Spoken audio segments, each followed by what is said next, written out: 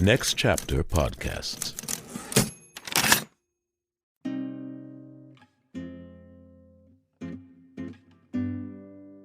Hi, my name is Michael Goodfriend, and I'm the executive producer of the Play On podcasts. Dorcas Leung is with me. She is an actress from New York who plays Juliet in the Play On podcast series, Romeo and Juliet, and she's agreed to be part of our bonus content interview series for this Play On podcast series. She describes herself as a left-handed actress based in New York. She got her start singing at church and in choir, but it wasn't until following a crush led her to audition for her first musical in middle school. Since then, she's gone on to perform in Broadway's Miss Saigon, off-Broadway's Midsummer, the first national tour of Hamilton as Eliza, Angelica, Peggy, and Maria, and The Tale of Despereaux and Les Miserables. She played Cosette regionally.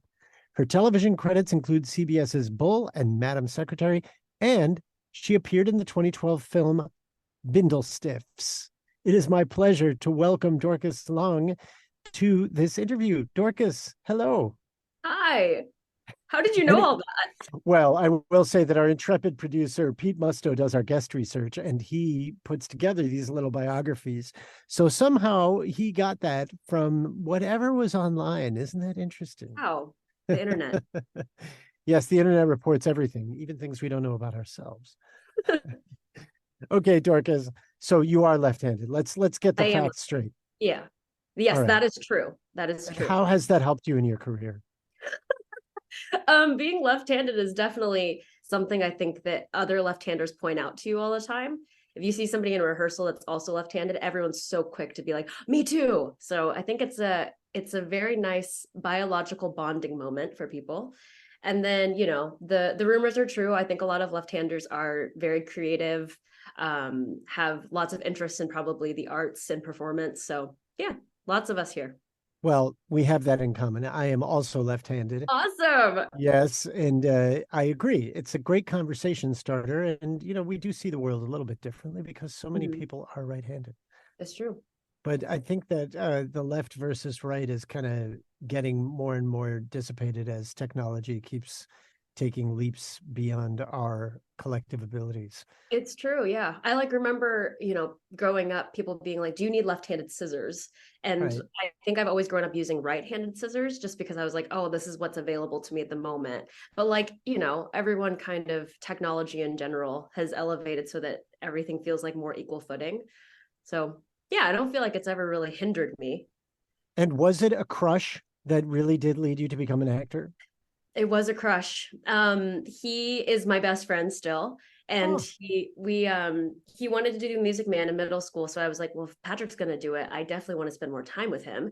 Patrick is not interested in women. So now at this point, our hopes and dreams of being together forever romantically are not necessarily going to happen. But best friends forever. When did you discover Shakespeare? Has Shakespeare always been a part of your work as an actor? So I have a very strong musical theater background. So I do a lot of contemporary, classic, traditional musical theater. Over the pandemic, my husband, we met in school, and he was also a classical actor mostly. So while I was a musical theater actor, he's a classical actor. We both do similar things, but in very different veins. And over the pandemic, he was taking an online class with Ron Daniels, who has been one of the artistic directors at the RSC, is also just a phenomenal Shakespeare teacher. And Ron was offering these incredible classes for 4 weeks to 6 weeks at a time, and you would work on different pieces in kind of a salon setting. So you would have other people with you giving you feedback, also saying like, oh, this is what I heard when you did it this time. So Oliver, my husband, would be doing them in our other room, and I would kind of sneak in and hear and be like, oh, that's really interesting. Because I took Shakespeare in college, but it wasn't something that I personally was like, oh, I want to pursue full-heartedly, I suppose. So during the pandemic, after Oliver would tell me all these amazing things he learned in class, I was like, I should sign up for this. I want to get out of my comfort zone and work with text and, maybe revisit something that I don't necessarily feel great at, and like it would be so outside of what I usually do. So like, why don't I do that? So I signed up for a class with Ron. And the morning of our first session, we were scheduled to be together for a month. He let me know that every single person in the class had just somehow canceled and weren't able to take the class for the next month. Life happens, you know. Yeah. So I ended up having private one-on-one sessions with Ron for every Saturday for the next month. And we worked on Juliet, which is like such a, you know, circular story, I suppose.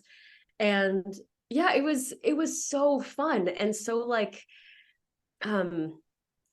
logic puzzle like I love puzzles, and I love to like figure out like, okay, so if I use this word here, what does it do to the rest of the sentence? I think there were some benefits in me not having maybe the most training in terms of doing Shakespeare, because I didn't think I had very many rules to follow. So I just didn't follow any rules. I just said the things that they felt like they meant to me in that moment. And in that, I found that I was really also like so pleasantly surprised at how much of it equated to my musical theater training, because it's so musical. And so like, how do I make these phrases sound like one whole thing? And then how do I chop up the next thing for you to really feel like the same way you would feel a phrase of music? So yeah, I think Shakespeare in a lot of ways is like, you know, when you're like a dancer, ballet is like your fundamentals, your like technique fundamentals. And like, I've always loved ballet, even though I'm not an amazing dancer by any means, but it's always felt like logically satisfying to me.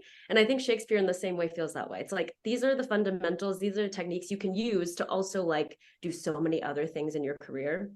So yeah, it's been really fun to do. You started out singing, is that right? So singing was your first love. Yes, for sure. Where did you discover that you loved singing? How did you discover it? How?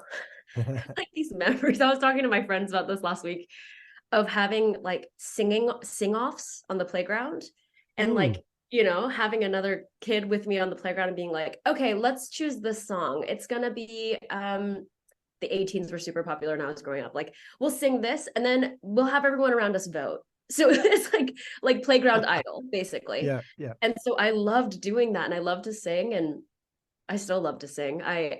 So I started doing that, and then my dad was the pastor at our church. So one of the things that I got to do was like sing on Sundays.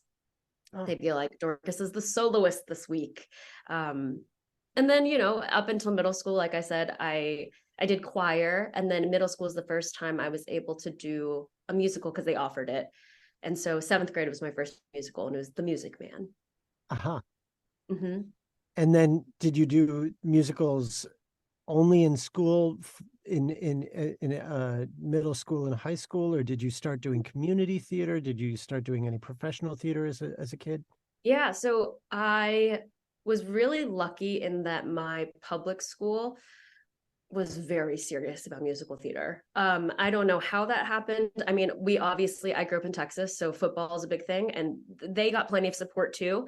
But amazingly enough, like our high school theater department was really, really supported. We did 2 big musicals a year, plus a smattering of plays during the year. We had a black box theater. I think there's like, you know, funding is obviously like a big part of being able to do public school theater. And we were just very lucky to be able to have the funding to do it. Because it was all free. Like, I don't think I would be able to do what I do today if I was not able to have the support, financial support from my community to be able to do it. Because like dance lessons, acting lessons, like music, voice lessons are expensive. So being able to be supported like that, and like have that community, and be so like I was in it. So theater at my high school, like before the year would start, 2 weeks before the school year would start, we would have like a staging and blocking and dance rehearsal for 2 weeks straight. So I would be at school from 9 to 6 in August before school started, in preparation for the winter musical.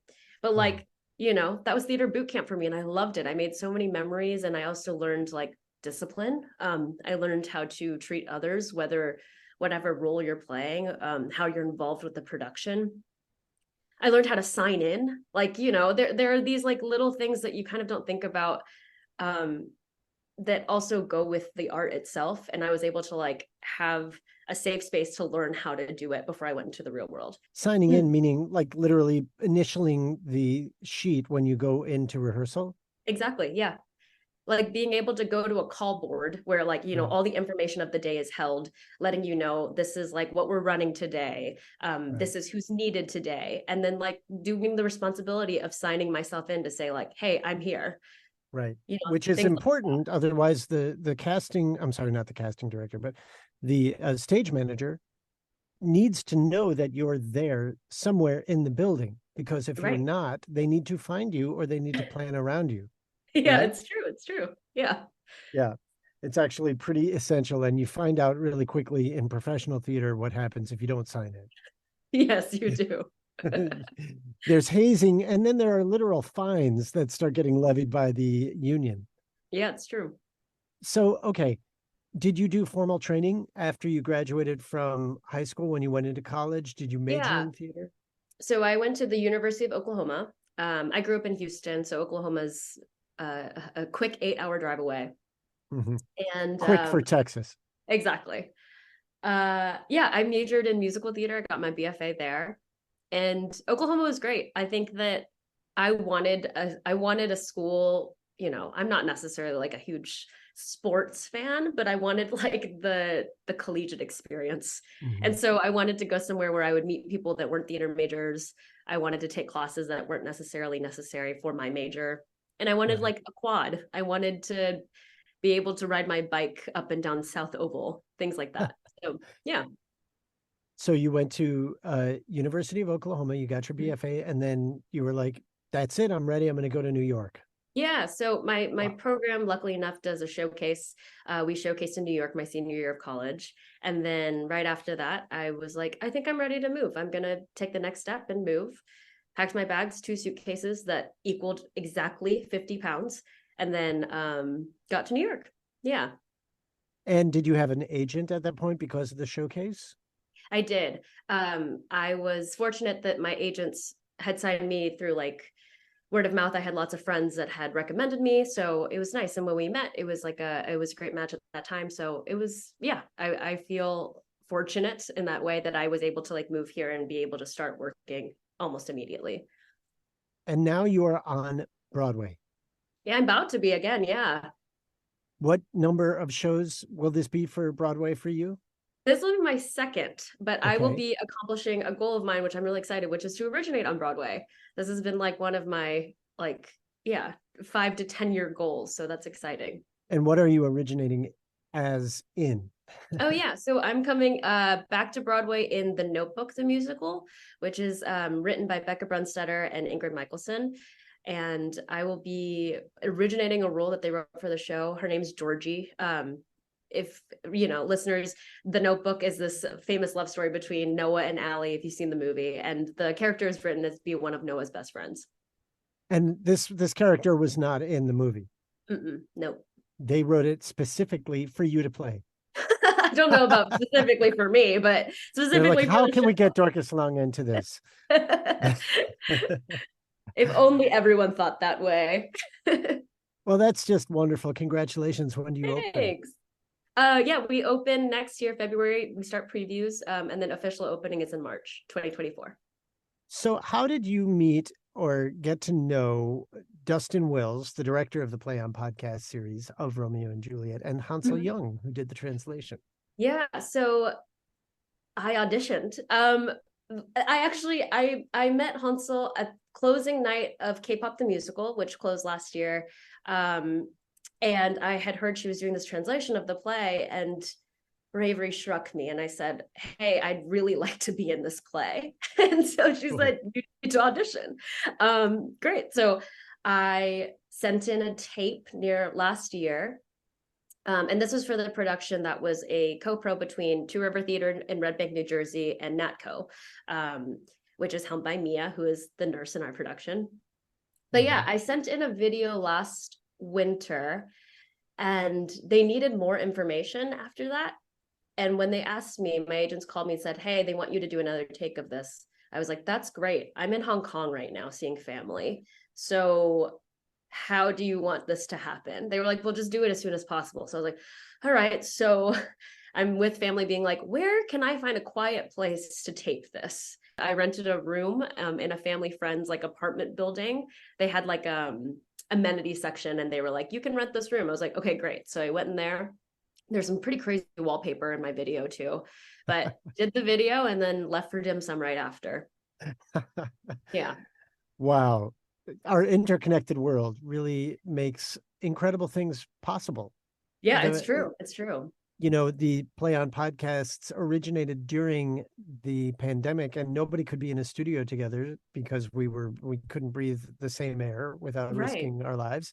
So we had to send kits to all of the actors to record remotely from just the type of rooms you're describing, closets in their own apartments or in friends' apartments or in hotels, wherever they happen to be, and padding up the rooms and making them soundproof and turning them into basically remote studios.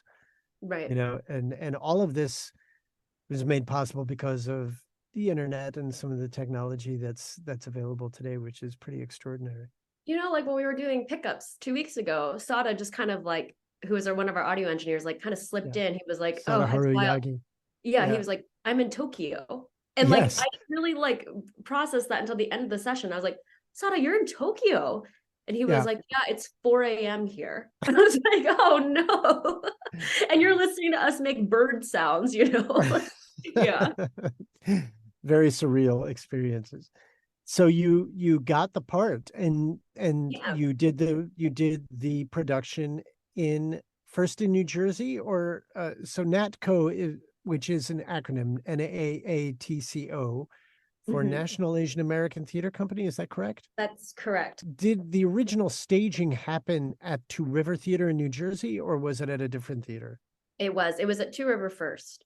Two River, and then it went to New York. Yes, that's right. We were off Broadway at the Lynn G. Angelson. Right. Is the theater's name. Which is where I saw you. In the production that I was so fortunate to get to watch. How was the experience of the podcast different from the stage version? I mean, apart from the obvious, right? You're not interacting directly, but what was that like, going from stage, having those physical relationships, and then converting into this audio only medium? Yeah. I mean, even the difference between the Two River production to the downtown New York production to the podcasts are vast. I think the biggest thing is that our production is extremely physical. So there's a lot of physical gags, sight gags. There are, physical humor. We're throwing ourselves all over that stage. Everyone had knee pads on. So the question of how do we still make these things not only funny, but also like clear was really, really, I think, a specific challenge to do in the podcast version. It's also really hard not to see each other, to be in these booths and not be able to like relate. Again, like our production was very, very relational. It was very like about the person seeing the other person and saying the words to each other. And so it was interesting to just like be able to only rely on the text and not necessarily the physical body. I think that's a really big part of it. Another part is that our production is very reliant on audience reaction. So a lot of it was breaking the fourth wall and looking directly into the audience and giving all of our monologues to the audience, seeing how they responded and having that response fuel the rest of the monologue. And not having the audience as my audience, made just for different reads, made for different ways of speaking the text and relating again. Join Play On Premium to get merch like t-shirts, hoodies, and coffee mugs, ad-free episodes, and bonus content video featuring interviews with the actors, producers, playwrights, and directors who brought it all to life. Go to ncpodcasts.com and subscribe to Play On Premium to support the art and the artists. When you did the recordings, did you feel like the previous experiences hindered that transition, or did it help for your performance? Like, do you wish is there a part of you that wishes you could have come to it through audio only without the theater experience, or did you find it useful ultimately? I think they're so different. It's really hard to even say. I definitely don't think it hindered. It felt like it was almost like another, we created another subsect of what we have created as Romeo and Juliet, this version. So it just feels like another, it's like a baby of our other version. So it doesn't feel like it hindered. It's just a completely different thing. And you had a different Romeo when we did the podcast. That is true. Mm-hmm. Yeah. Major Kurda, who played Romeo in the stage production, was unavailable because he was doing a film. So the role was recast. We got the incredible Chris Bano to work with you and the rest of the cast. Mm-hmm. Tough transition for you? Chris is Exciting. so easy to fall in love with. So no, not a tough transition at all. It was really great working with like all the new people that we had into, like Mitch Winter was also new. Dice was new as my new father. Dice Kate But Suji, yeah. Mm-hmm. Yeah. Yeah, I think it's Romeo and Juliet as a piece in general is universal in so many ways. And it was nice to have them come and be like welcomed in this like very zany version of it. So Yeah. I hope they had fun. We had fun with them. It definitely sounds like you had fun as we're going through all of the audio good. and doing the mixes. It sounds terrific. So what did you discover about Juliet? You've had such an incredible journey with her in just a short amount of time, starting with Ron Daniels, then meeting Hansel and becoming a part of the Two River Nat co-production, and then into the podcast. Yeah. Who is Juliet? Ugh, who is she? There's so much to say. I've had the great fortune of being able to play Juliet for the better part of this year, and I still feel like I have so much more to go into. I think something that really sticks with me with this production in particular is how alone she feels in a very male-dominated world with, you know, there's no, her only worth is marriage. And what a disappointment for someone who's so bright, who is so beautiful, intelligent, able to talk her way through any situation, logical. Like there's so many things about her that are not explored, I think, in every production, because Romeo and Juliet sometimes is taken as just kind of like the everlasting love story. And so there are a lot of things about Juliet that I feel like sometimes I'm like, I wish she had her own play, because like there's just so much going on there. I think it's like a gift, obviously, to play a female character who has strength and has like, she wants to make her own decisions, but I think the world around her does not allow her to, because of just the rules that are already put there. Her age, her sex, you know, all of it is just like working against her, even with her hardest tries. I'm also really stricken by how funny and like witty she is. Just her wordplay is like unmatched. And the way that she chooses to use her wordplay, like, you know, in the first scenes when she's with her mom, she's like, I'll give you 5 words, nothing more, because like I don't think it's worth it. Why waste my precious breath on you when you're not going to understand my wordplay? But when she's with the nurse, it's like brrr, like she's like able to just like play and like and tease her and work through that. And then meeting Romeo, having someone get you not only like your good wordplay, but your bad stuff too. It's like, oh, that's so awesome. Like you can see me as dorky and weird as I am, and you still love me. Like that's amazing. And you can match me. You challenge me. That's just so exciting. How is she similar to you? Independent, logical, extremely logical. Fear of showing emotion too much. I think she's, you know, I think that there's like a lot of her wanting to make something larger of herself sometimes in a space that doesn't always allow her to, that I do also it resounds with me. Like I feel that too. You mentioned that you were in Hong Kong visiting family when you got your call back to do the stage production with Hansel and Dustin. Is your whole family from Hong Kong? Yeah, so my mom and my dad and I immigrated when I was a kid because my dad went to seminary. So he was called to move to the States to go to seminary. So just the three of us came over. But my entire family, like my dad's siblings, my mom's relatives, everybody's in Hong Kong. Wow. So Mm-hmm. your father and mother were the first of their families to come to America? Yeah. Mm-hmm. And how old were you? I was 3 when I came over.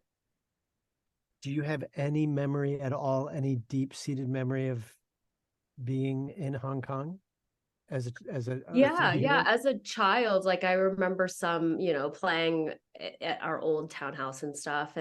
But some of my like youngest memories, like I remember specifically when we immigrated, the first place we went was to a Walmart to get, things. And I was really excited because the comforter I wanted had a giant Mickey Mouse on it. So I was very excited about that. And like I remember being at the checkout line and getting that.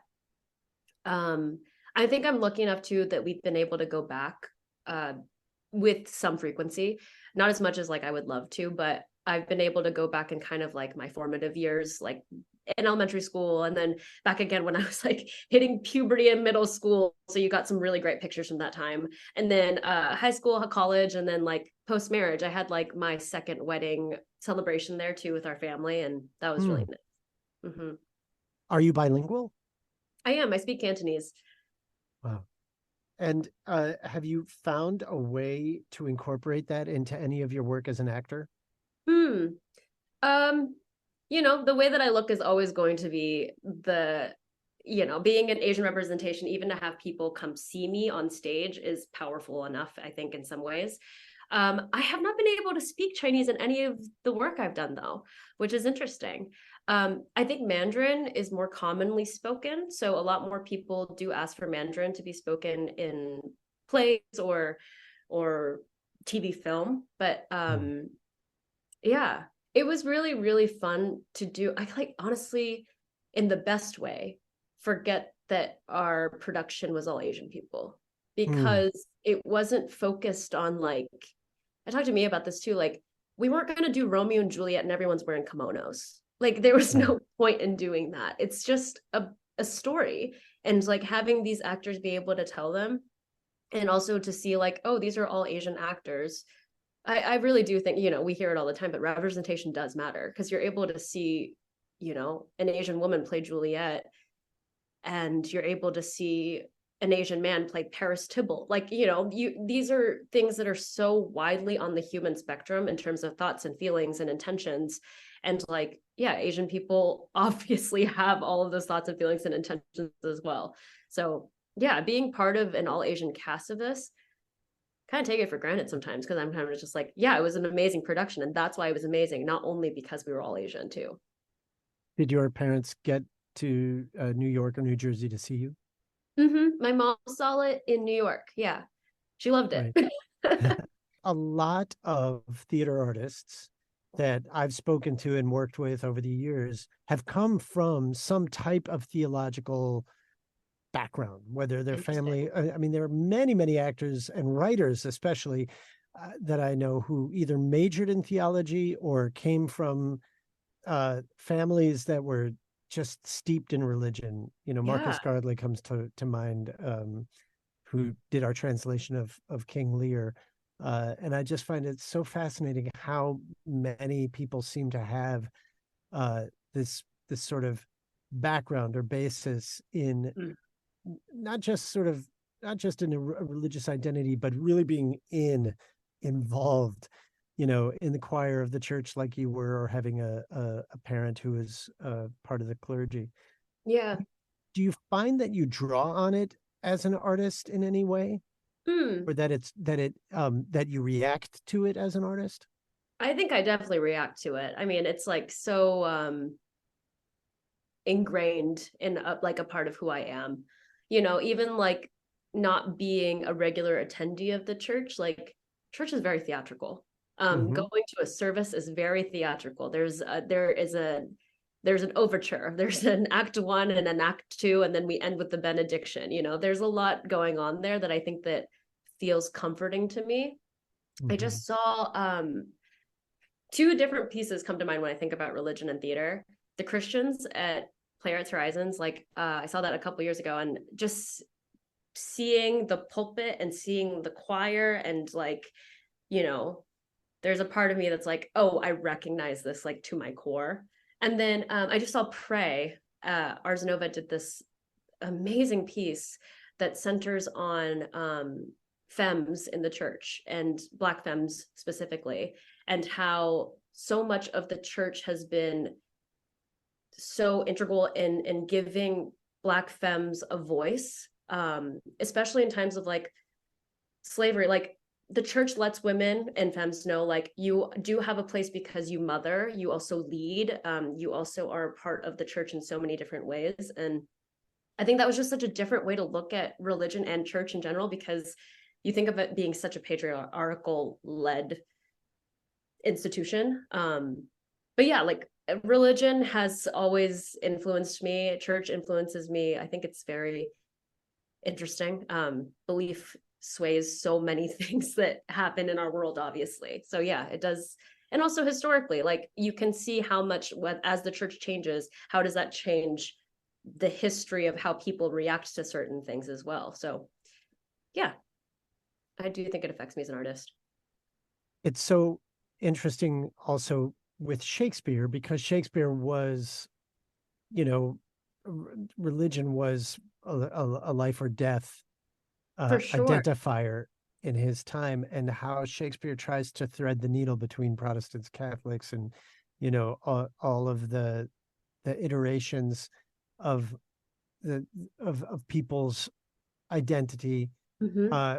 trying to serve the monarchy, trying to serve Queen Elizabeth, and be political with Yes, references to religion, and how much religion played a role in his own education, for uh, sure. and how that came through in his work and his humanism. I'm never able to really find, if Shakespeare had a loyalty to any religion or the Hmm. other, but I know that uh, there's a great book, Will in the World, that talks about how his family would have been and was. They were treated very unfairly because of their identity, I believe, as Catholics. I'll have to do Hmm. fact checking on it. I'd be curious about Will in the World. Is that just basically talking about his, like, his life within his personal life and his, like, his beliefs and such? Yeah, just what was going on in his world when he was alive and writing, Yeah, and literally the life or death of in the choices that he made as a writer, and in just in places that he chose to live or travel. when you're talking about religion too, I'm thinking about, just tying it all back, Juliet, Yeah, as she is extremely um religious and cares deeply about making a vow. Vows are holy, like being able to have these promises and being able to, like, be married in the church, and to, she goes through so much turmoil in terms of, like, I have made a vow. If I let that go, I will be, of course, like, I will, but it's worse than death, because I will be going to hell, like, if I do yeah. not continue my truth is so integral to who she is. And like, that was something I thought was pretty amazing for somebody that, like, is depicted a lot as kind of a teenager sneaking around. So many of the things that she does are based on holy values, and not just kind of like frivolity. So serious for a 13-year-old. Where do you think Juliet sees the truth of her parents? What do you mean? Well, she rejects them, Mm-hmm. and it seems like she makes that choice in the story itself. Like she's almost there, and then she pretty much revolts against them. I mean, that's at least how how it comes across to me. What do you think it is in Lord and Lady Capulet that she sees that she chooses to reject? In this version, it feels like their marriage is a marriage of convenience. She doesn't see true love between the two of them. And also that they treat her like an object to be able to be sold immediately. There's no thought process about like her wants, her needs. And I think that when she meets Romeo, she finally sees somebody that like sees her and wants her as a whole being to be loved and to be cherished and to be wanted. And so, yeah, I just think that like her parents, although they may have the best of intentions of what works for their world, I don't think that they treat her well. I mean, it's a very different thing that, you know, modern day, obviously, like that is how we feel. Back then, they had political gain, they had financial gain. There's so many other things and aspects that they're thinking of as they're making these kind of deals with Paris in particular. But yeah, I think that the only person at that home that sees her is the nurse, until the nurse tells her to, I think it's best that you marry with Paris. Then she's like, I have nobody. Nobody is actually looking out for my heart or what I want or my happiness. Everyone looks bigger picture outside of her. Yeah, that the nurse basically departs from the path of honesty and truthfulness with Juliet. For sure. At least in the way that Juliet perceives it. And I think that Juliet is raised on honesty and truth because the nurse is the one who's taught it to her. She's always been the one to say, you know, these are the ways that I want you to live your life. Like, I think her only true parent is the nurse. And for her to go against everything she's ever taught her, I mean, yeah, it is the biggest heartbreak. So Romeo sees Juliet for who she truly is. I think he does. And I think he also, even if he's learning who she is, I think he gives her space to be who she is. I don't think he puts her in some sort of metaphorical box the way that I think other people do. I think he's amazed by her, and I think he wants more of that. And so he gives her the space to be able to be herself and to feel the vulnerability with him and to dream. I don't think that she had ever thought before meeting him that she could dream bigger than what was going to be prescribed to her.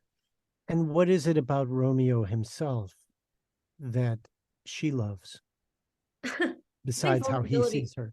Yeah, I think vulnerability is a big part of it. Like his ability to make the worst rhymes and to be so embarrassing and to be bold. You know, he shows up knowing that death is on the way and he still does this dramatic big act of love. And you know, she logically, the first thing she thinks is like, you have to go, you cannot be here. But there's that little tiny thing in the back of her mind. It's like, he's here. Like, that's so wonderful. You know, no one's ever done that for me. These kind of extreme acts of love that just kind of, I mean, she, at the heart of it, she is a teenage girl. Like it's like, this is like the best, most exciting thing ever, but also you have to go, like, this is not safe. I think he's not like anyone she's known, because even though he does come from the same kind of, maybe a little less financial level than her, like she's used to these kind of stuffy dudes that are like, I have nothing to talk to you about. You're boring me. And then here comes this guy that's like goofy and odd and romantic and all these things that I don't think so that I think he represents something, again, that is outside the world that she's been prescribed, which is you are going to marry somebody of the same financial status. You will look exactly like your mom. You will live within those castle walls instead. Versus Romeo perhaps offers something that is more akin to like a good meal and a good song and being able to travel and being able to see the world for the first time. I don't think that she really even dreamed, even if she had read it in a book, I don't think she actually thought she could actually see the world ever. And I think he offers that to her. He is freedom. Yeah. Yes, he is freedom. That's true. And the two of them, I mean, is it fair to say that they die for the truth? Absolutely. I think the death is success. I mean, that wasn't plan A, but I think that at the end of it, if I can't have him, what's freedom anyways, you know? Mm-hmm. Yeah. I remember when we were working on this in the podcast, the idea that her last lines, instead of being out of desperation and fear, when she realizes people are coming to the graveyard, she's hearing noises and she's looking around for the dagger. It's almost like, instead of this fear and I have to get out of here because I don't want to get caught, it's relief. It's, oh, I remember the poison didn't work, but the dagger is here. I still have this chance for freedom with my one true love, and this is my happy ending. Which I do think is a different maybe interpretation of that, but it's true. I think that, like you said, they die for freedom and for truth and for the honesty of their relationship together. So a lot of it, I do think, is kind of a relief at the very end. You worked, as you said, with Ron Daniels on this role using the original text of Shakespeare, I assume. Yes. How was it going from that to Hansel's translation? And what worked for you? What didn't work for you in that transition from working on Shakespeare's original text to this translation? So with Hansel's translation, I believe I'm correct in this, but the premise of what Play On did was to make this play like how Elizabethans would have heard it in their time, but for our time. Mm-hmm. So Hansel still stuck with the iamb within the play, so we still are going within iambic pentameter. And I think the thing that does work a lot more is that when you hear things, you have a more immediacy to it, versus I think sometimes in the original, there are times where I have to be like, what does that mean? Not to say that, you know, Hansel, sometimes I am like, what does that mean? But there is something more colloquial with the translation, and just for the modern ear, you just have a quicker understanding of the meaning of these words. Yeah, I don't think that one thing worked better than the other. I think that translations are always going to happen. You know, I think there's always like kind of the conversation of like, does it need to be translated? The original's the original for a reason. And the original will always be the original. It will always stay. But like, how amazing is it that Shakespeare has inspired so many different translations so that so many more people can understand it? I don't think it doesn't hurt the original. I think it only helps people to have more access to it, if anything else. Because again, like Shakespeare, for me, even to go see my husband perform it, sometimes I was like, what is going on? Like, I'm not sure I have the prerequisite knowledge for this, because there is a lot of reliance on history knowledge and religious knowledge. So sometimes watch some of the plays specifically about the wars, I am like, what's going on here? But being able to do translations, I think, just gives this work in general a broader audience. And I think that's a win for everybody. Because if more people are able to understand it, we're not like gatekeeping Shakespeare, you know? So like people have the ability to enjoy something that maybe seemed daunting for them to enjoy before. Because I think that is a big part of it. Like Shakespeare sometimes feels like, it's like, because it is, it's funny, it's like, it is fine art, but it was also written for not fine people. Like, and so like having people be able to listen to a translation, I think is like a great access point for everybody. Do you have your heart set on any particular role? Do you want to go back and do more of Juliet? Do you have another Shakespearean character that's calling to you? Yeah, I would love to do more. I love it. It's like a delicious meal. Like it's so fun to do. I'd like to do a villain next. I'm not sure what. I'd like to do something duplicitous. Like, you know, you don't think necessarily that, but I would love to do that. Caesar comes to mind, characters in Caesar. I would love to do Juliet again. I know I'm getting a little old, but you know, not on audio. Yeah, that's good to know. Yeah, I would love to. It feels endless. Obviously, yeah. Hamlet is something up there too. As I've said, you can't play Hamlet until you've played Hamlet, so that's up there too. Yeah. But yeah. But first you have to get through Broadway and Yeah, all your gotta do that Broadway gigs. Well, it's been such a pleasure talking to you, Dorcas Leung. I really cannot thank you enough for the beautiful work that you did on this podcast series and for all of the time you've shared with us today. It's been a real privilege. Thank you, Michael. Thanks for having me. This is fun. Listeners, you can now reach me directly by email. Yes, it's happened. I have succumbed. I am opening myself to communicating with our audience, and I am happy to get your emails. Any comments, questions, suggestions, reactions to any of the work we're doing at Next Chapter Podcasts or the Play On Podcast in particular, I will be happy to read your comments and I will be happy to reply. My email address for audience inquiries and comments is michael@ncpodcasts.com. Michael, Michael, at N as in next, C as in chapter, podcasts with an S at the end.com. You've been listening to the Play On Podcast bonus content series. You can learn more about the Play On Podcasts at Next Chapter Podcast website, ncpodcast.com, where you can find other Play On podcast series and interviews, along with talk podcasts like The 500, Indecent with Kiki Anderson, Beef with Bridget Todd, and a whole lot more. I'd like to thank Jeremiah Tittle, the founder of Next Chapter Podcasts, and my producer, Pete Musto. Our audio engineer, editor, and sound designer is Justin Cortese. Be sure to subscribe to Next Chapter Podcast for updates on all the latest content, and don't forget to rate and review our shows. It really helps. I'm Michael Goodfriend, and I look forward to sharing more incredible works in the Play On Podcast series with you, along with lots of enlightening bonus content at Next Chapter Podcasts.